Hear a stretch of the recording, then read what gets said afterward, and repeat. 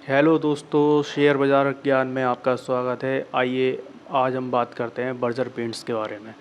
ये Berger paint का technical chart 1 day time frame पर है।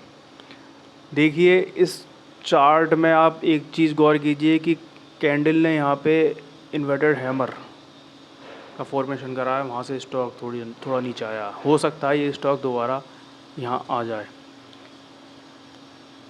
इस चार्ट को अगर हम पीछे की तरफ से देखेंगे तो ये देखिए इसकी हिस्ट्री। ये देखिए ये जो एरिया है, ये वाला एरिया, ठीक है। यहाँ से मार्केट एक बार जोन जो है, ये वाला जोन, ये यहाँ से मार्केट एक बार स्टॉक में एक बार सेलिंग प्राइस प्रेशर दिखा, फिर उसके बाद स्टॉक धीरे धीरे ऊपर आया और फिर इसने इसका ब्रेकआउट दिया। ब्रेकआउट देने के बाद स्टॉक ने अपना हाई 725 के आसपास लगाया। उसमें स्टॉक में फिर थोड़ी गिरावट देखने को मिली और वो गिरावट फिर आकर इसी जोन के पास आकर रुकी। 463 से 495 का जोन जो है, इसी जोन में आके रुकी।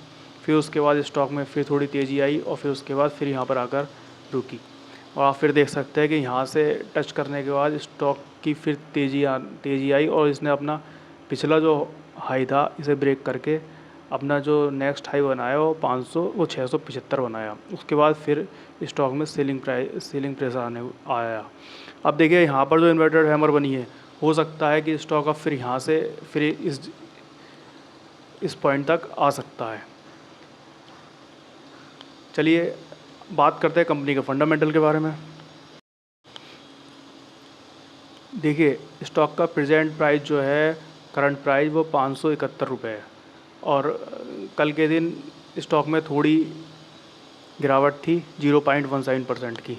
बात की जाए इसके स्कोर कार्ड की तो देख लिए परफॉर्मेंस इसका लो है, वैल्यूएशन हाई है, ग्रोथ भी इसकी लो है, प्रॉफिटेबिलिटी हाई है, एंट्री पॉइंट एवरेज है और रेड फ्लैग लो है। अगर कंपनी के ओवरव्यू की बात की जाए तो मटेरियल आपको पता ही है, बर्जर पेंट कंपनी है और मिड कैप ये स्टॉक है और इसकी मार्केट कैपिटल 66,690 करोड़। बात की जाए इसकी फाइनेंशियल स्टेज के बारे में तो देखिए इसकी फाइनेंशियल स्टेज क्या बताती है। इसका रेवेन्यू ईयर टू ईयर बढ़ रहा है। देखिए 2022 में 8,830 करोड़ रहा, उसके बाद बढ़कर ये 10,620 करोड़ पहुंच गया, उसके बाद बढ़कर ये 11,300 करोड़ के आसपास आ गया। बात की जाए इसकी नेट इनकम के बारे में तो नेट इनकम 2022 में 832 रही, फिर उसके बाद थोड़ी सी बढ़कर 860 हुई और 2024 में इसने अच्छा ग्रोथ, इनकम अच्छी हुई। इनकम कंपनी को 1,170 के आसपास रही। अगर बात की जाए इसकी शेयर होल्डिंग के बारे में तो देखिए आप, इसमें प्रमोटर होल्डिंग 75%, बहुत अच्छी प्रमोटर होल्डिंग है। म्यूचुअल फंड होल्डिंग 3% और FII होल्डिंग 7.5%।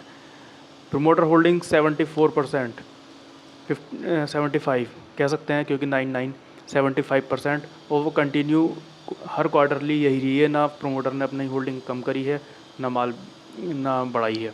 बात की जाए म्यूचुअल फंड की होल्डिंग के बारे में तो देखिए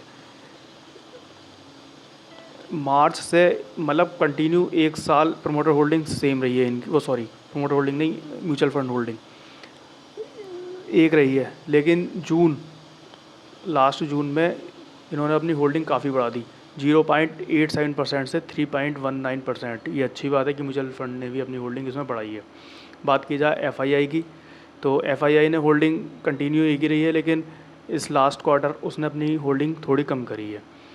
लेकिन प्रमोटर होल्डिंग 75% है और चार्ट में अगर देखा जाए टेक्निकल तो चार्ट में अब वहाँ से मतलब देखा जाए चार्ट में तो बिल्कुल कह सकते हैं कि स्टॉक को ध्यान से देखकर और वो कहाँ पर उसका बॉटम है, कहाँ पर सपोर्ट आएगा, वो सब देखकर एंट्री एक्सिट हो सकती है। लेकिन फाइनल स्टेज जो आपका रेवेन्यू हुआ और नेट इनकम हुई, उसमें ग्रोथ ईयरली टू ईयरली है तो लॉन्ग टर्म के लिए तो स्टॉक अच्छा होता है ये। ऐसे ही इन्फॉर्मेटिव वीडियो के लिए प्लीज़ हमारे चैनल को सब्सक्राइब कीजिए, लाइक कीजिए, शेयर कीजिए।